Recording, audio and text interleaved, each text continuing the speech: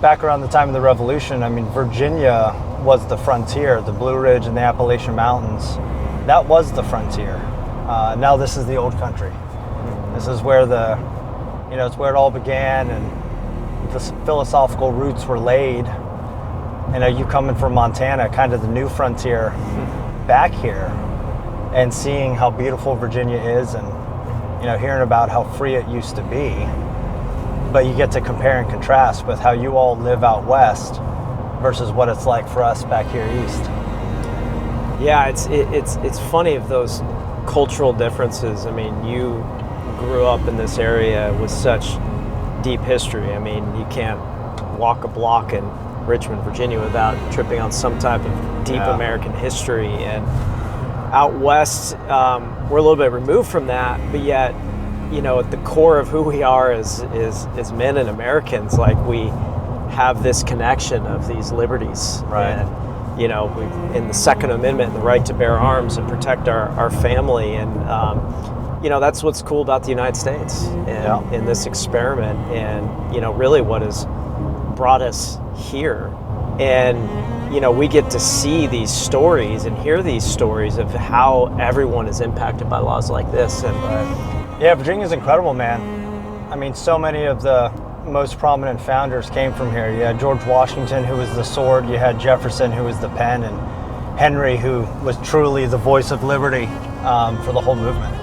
Virginia was by far and away the most populous and powerful colony at the time, and the rest were kind of looking here for leadership.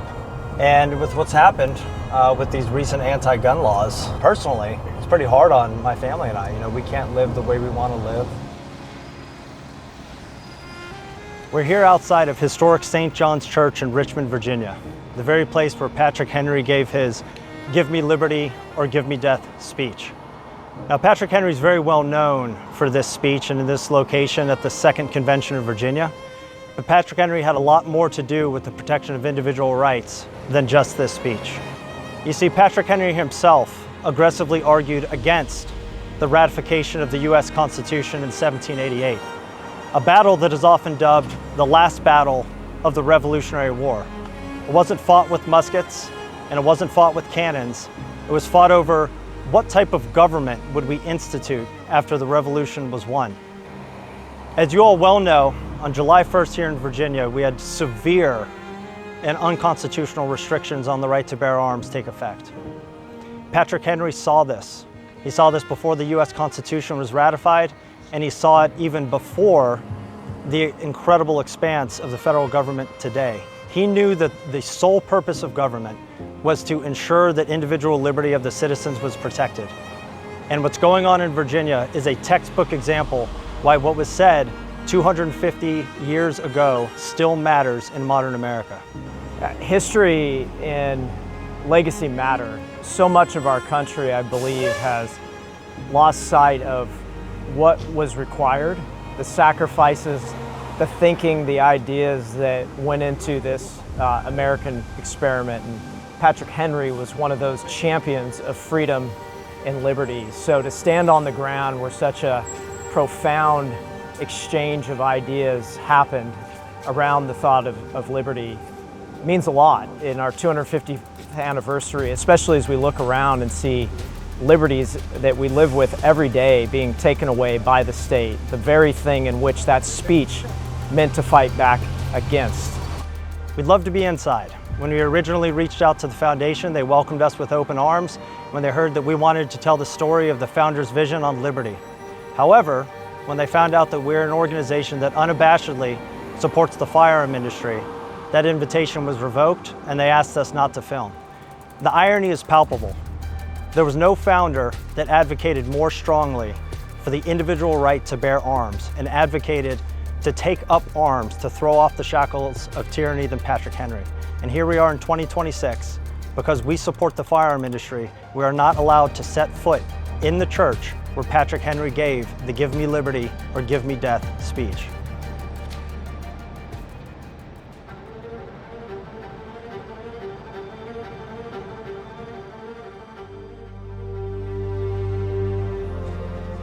Hey, brother. How you doing? Good. How are you? Good, man. Good to see you. Good to see you. Welcome. Welcome. Thanks for coming. So we got Washington up top, Patrick Henry, George Mason, Thomas Jefferson. You had Patrick Henry, essentially self-taught backwoods Virginia lawyer. He was the one that was really giving voice to the sentiments that we were starting to feel and the oppression that we were feeling from the British government. That, of course, tied directly into, Samuel Adams and the Sons of Liberty. Right. Just a huge motivator. Really incredible when you think about it. Yeah, you had writers, you had thinkers, you had speakers, and everybody. It was an incredible moment in time and in history where all these people came together as if chosen for the role. Right. Patrick Henry believed that the U.S. Constitution alone was insufficient. It would lead to centralized and consolidated power in a federal government that would tyrannize and trample individual liberty. So what did he advocate for? He advocated for the Bill of Rights, expressly to protect the liberty of the citizens.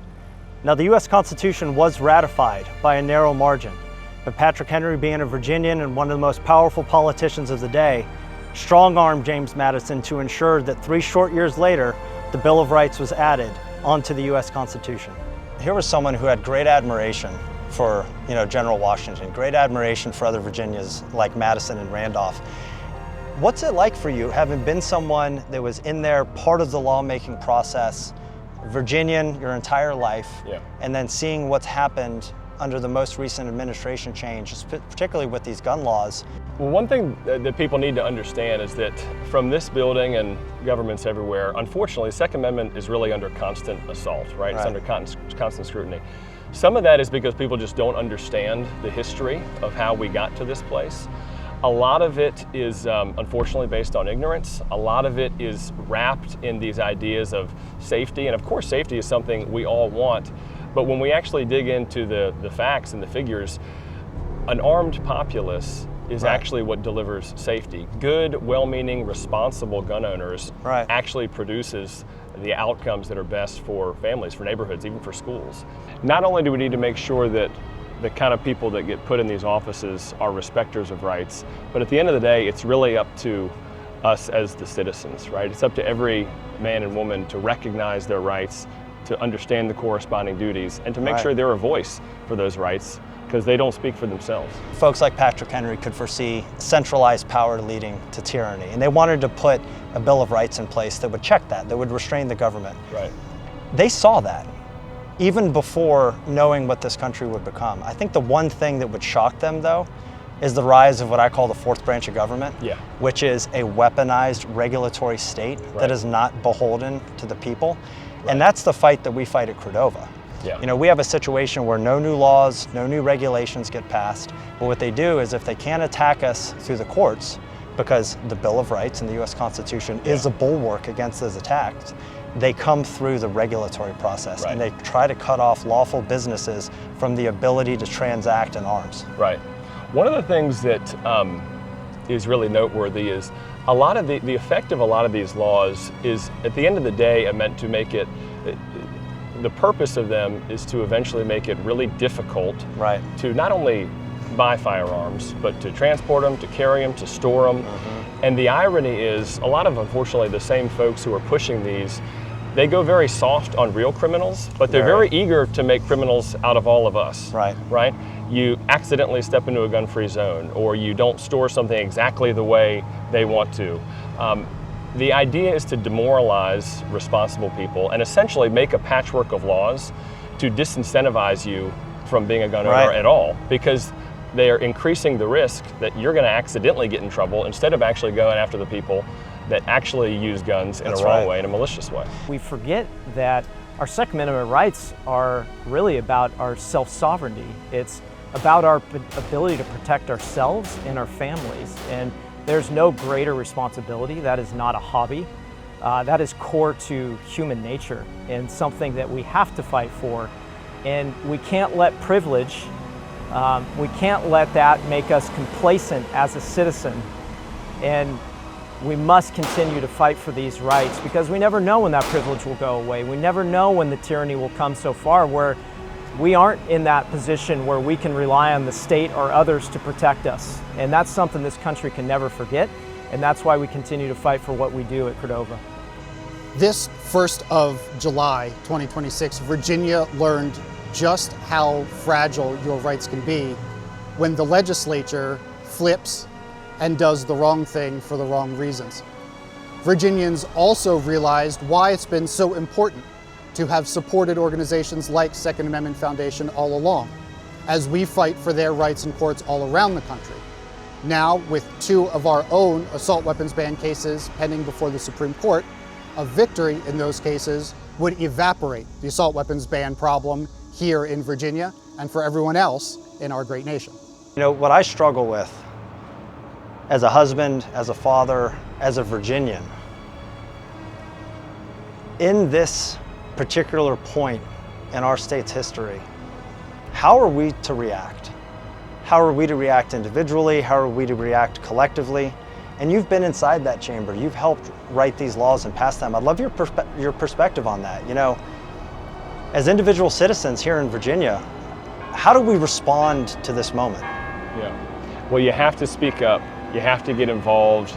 You have to get off the sidelines because nobody else is going to do it for you. Like we were talking about earlier, this is really about every single generation to decide. It's a decision, right? Because it's work, it's hard. But you have to recommit to the principles, rededicate yourself to the work, and get out there and do it. That's right. I really appreciate having guys like you that are doing it. Yeah. Well, there are no shortcuts. There are no shortcuts, but there's work to be done. I was born in Virginia. I've always lived in Virginia. Lord willing, I intend to die here in Virginia. And that's one of the reasons why I care a lot about preserving Virginia, not only as just this historical, amazing place where so many things have happened, but also into the future. We got to make sure we preserve our rights for our kids, for our grandkids. And again, that really does take work. It takes attention. It takes a rededication to these principles. But it's critical. It's critical for them. It's critical for their well-being and for their liberty. Virginia lawmakers did everything they could to downplay and misinform the public about exactly what they were doing with their new assault firearms ban and magazine capacity ban. No, the bans are not possession bans, and if you own a gun now, they're not going to take it away. But as a new sales, importation, and manufacture ban, it is a generational ban, because while you may be able to get your rifle, your children will not. Even an 18-year-old individual who turns 18 the moment after the ban takes effect will never be able to exercise their right to purchase and own one of the most popular firearms in the country.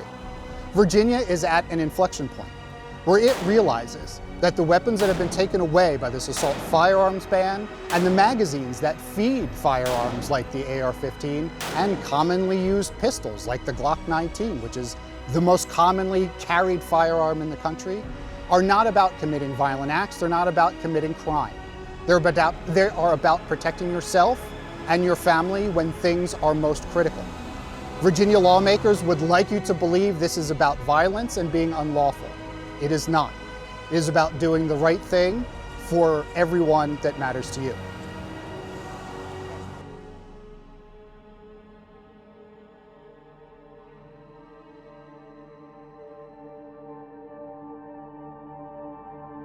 The courts are entirely inconsistent. When one court decides that a new unconstitutional law somehow meets the demands of the Second Amendment, we are forced to strategize and come up with other means by which we can attack that same law. Some courts around the country will do everything they can to avoid the demands of the Second Amendment and the Supreme Court.